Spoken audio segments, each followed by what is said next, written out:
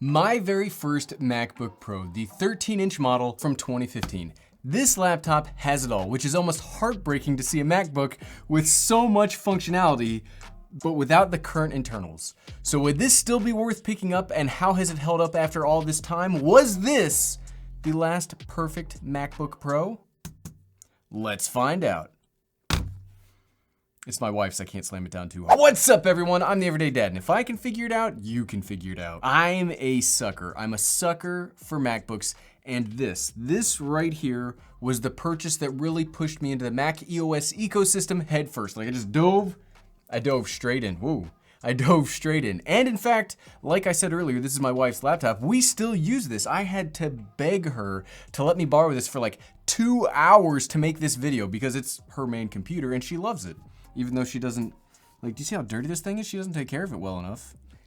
If you just got old enough to buy your first computer, or maybe you were a lifetime PC person and you decided to buy your first Mac, you might not understand why some of us just idolize. We idolize this generation of products because it was amazing. Video over. Thanks for watching. Make sure to watch this next video. Seriously though, let's quickly run through the specs and see what you could actually get in one of these older models. Like, just because it's old, it's still Pro, what do you get inside of it? This one right here is one of the first 13-inch MacBook models with the Retina display. And that display, this supports resolutions of 1680 by 1050, 1440 by 900, and 1024 by 640. Yeah, these were simpler times. Instead of the standard quad core of today, this model has the 2.7 gigahertz dual core Intel i5, which could turbo boost up to 3.1 gigahertz, so lightning fast. It has 8 gigabytes of DDR3 RAM. Well, that hasn't exactly changed all that much. A 128 gigabyte solid state drive. Again, something that only very recently updated. It's almost like the numbers don't change all that much. Built in is Intel Iris graphics, and surprisingly enough, this older, well, ancient by today's standards, this laptop can push display to 2 4K monitors at once. Looking over those spec lists, there is a lot of similarity between today's machines and these older ones. It's the generation of the internals that has really changed. The biggest difference spec-wise between a modern MacBook Pro and the legacy ones internally, we'll get to the physical differences soon, is really the lack of a T2 security chip inside the 2015 model. What does that mean though? I mean, so I don't get a fingerprint reader. We have talked about the T2 chip a lot because it does have a big impact on video editing performance thanks to its transcoding ability. So there is kind of a bigger performance hit on the older MacBooks than just older chips and slower RAM. But when we come to the physical design of the computer, we start getting into the heartbreaking part. Like, writing this script broke my heart. Okay. We can do this. We can be strong. It's okay. Physically, the MacBook from 2015 is absolutely bigger than its 2020 brethren. But after using the 2020 model for so long, I thought the size and the weight would be a lot more striking. I thought there'd be a bigger difference. But honestly, it's not. Sure, the 2020 is smaller and lighter, but in real use, it's not enough that you'd really be able to tell the difference. I mean, this is still an incredibly small and compact laptop. If you have this in a backpack all day, or you are walking around school, or you're going from your car to the office, the extra bit of weight and size, I mean, it's there, but you're not gonna be able to tell. Here's another reminder of where we used to be. Yes, we've broken it now, and while I said I didn't like the glowing logo on the Razer Blade 15, I do kind of miss the nice, like, soft glowing Apple logo. Yes, I'm stalling, okay. I can keep it together for the next section. I can. Okay, physical connections. The I/O on the MacBook Pro 13 from 2015. Wait, Apple made laptops with physical connections? Yes, darn it. They did once. For example, today's base model MacBook Pro 13 has 2 Thunderbolt 3 ports. Those are very usable connections, and I'm a big fan of Thunderbolt 3 and how bonkers versatile they can be. I mean, you can set up the MacBook Pro 13 into full desktop mode with one cable. However, here's what the 2015 MacBook Pro has. MagSafe 2 power, 2 Thunderbolt 2 ports, 2 USB-A ports, an HDMI port, and a 3.5mm headphone jack, and a full SD card slot. A full SD card slot. Like, how did we go from being spoiled for riches of having all of the I/O that somebody could need on a portable computer, and then we just had it taken all away? It's heartbreaking. It is heartbreaking. This right here is what's currently missing from the Apple lineup. They've got the power, they've got the performance. Heck, I'd even say their new line is even very competitively priced for what you get, but I/O is what working professionals need, and we lost it.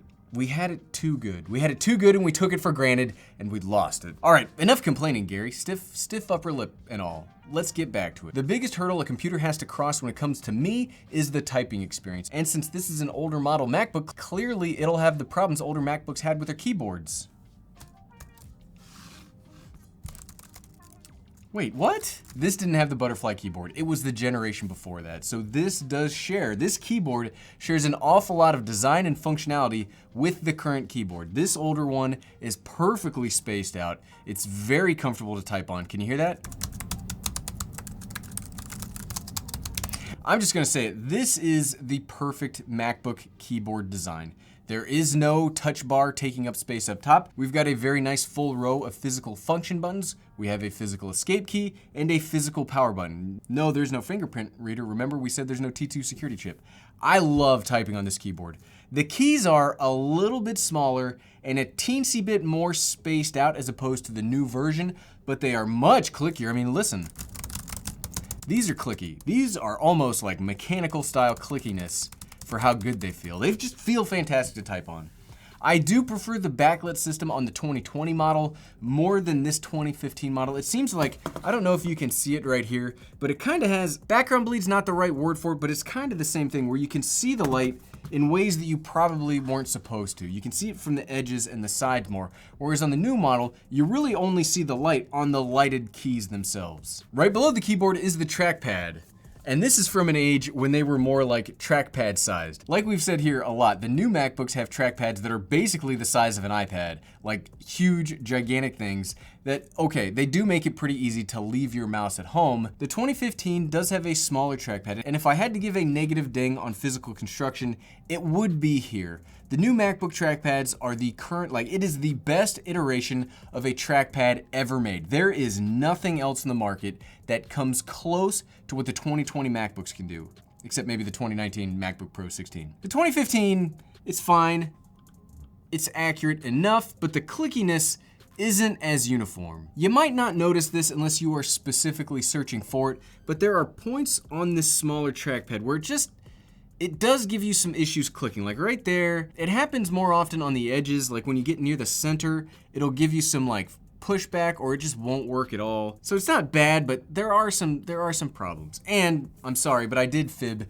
There is a second pretty big physical negative difference between the generations. The speakers on the new MacBooks are all top firing next to the keyboard, and they sound amazing to non-audio expert me. Much like the trackpad, the speakers on the new MacBooks are the best in class for each specific class, and even the MacBook Pro 13 wins out over much bigger, much more expensive laptops. The older MacBook does only have bottom firing speakers, which much like the trackpad they're perfectly usable and they sound fine.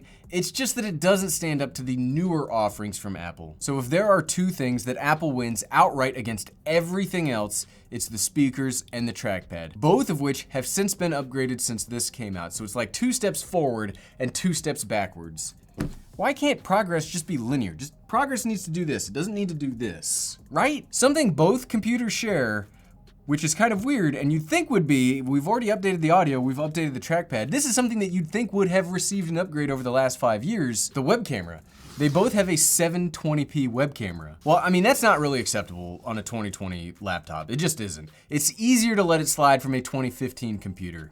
I mean, what, back in 2015, did I have a 1080p TV? I don't remember if I had a 1080p TV. I had an iPhone 4S? Maybe I had a 6.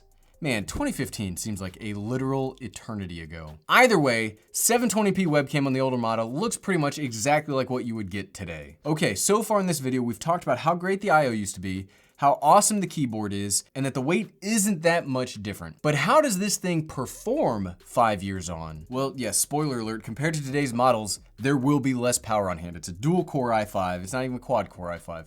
Like we mentioned in specs, everything internal has been upgraded, and there's even a brand new second processor inside of the new MacBooks. So instead of like strictly performance, let's see how it holds up thermally. Like, are you gonna get the power you pay for if you were to use this for a big project like video editing? And does it give you everything that it should give you on paper? So the way I tested this is I took a 4K master file from one of my previous videos, the iPhone SE 2020 unboxing video specifically. I put it on the hard drive, I popped it into iMovie, and I set it to render back at H.264 in 4K, basically trying to max out the CPU and the internal, like the integrated graphics of this machine. And at first, I was concerned. It seemed like this was way too much for the laptop to handle. It immediately, like the second I hit export, it immediately thermally throttled the clock speed to less than half the original power. However, something amazing happened where as the fans caught up, like as the fans turned on and caught up, the clock speed started to rise again. So it did take a few minutes to reach equilibrium.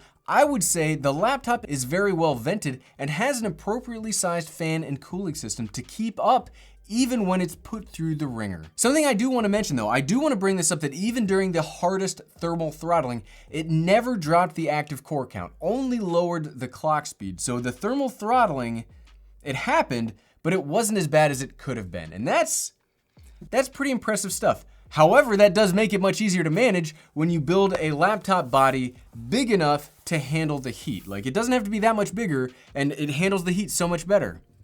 Weird that, for completionist's sake, it rendered that 9-minute 4K file in 14 minutes and 20 seconds, which no, it's not great, but for a 5-year-old computer, that's pretty darn good. And that does better than some newer computers out there. Looks like this old laptop still has some life left in it. But at the end of the day, so what, right? Was the MacBook Pro 13 from 2015 the last perfect MacBook? Yes, I think so.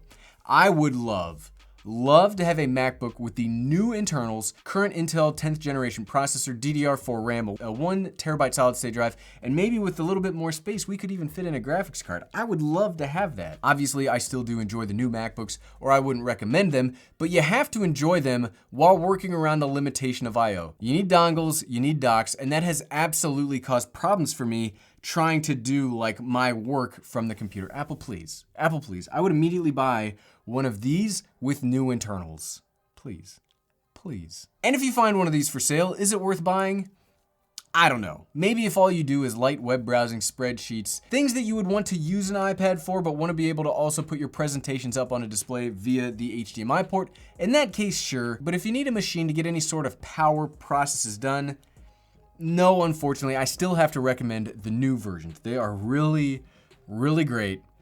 You just have to have a dongle. And if you like this video and are curious about the new version of the MacBook Pro 13, here's a whole playlist. I've made so many videos about it. Here's a whole playlist that has comparisons, use cases, all sorts of stuff showing how awesome it is. Click right here. Click, click, click, click, click, click, click. Thanks for watching.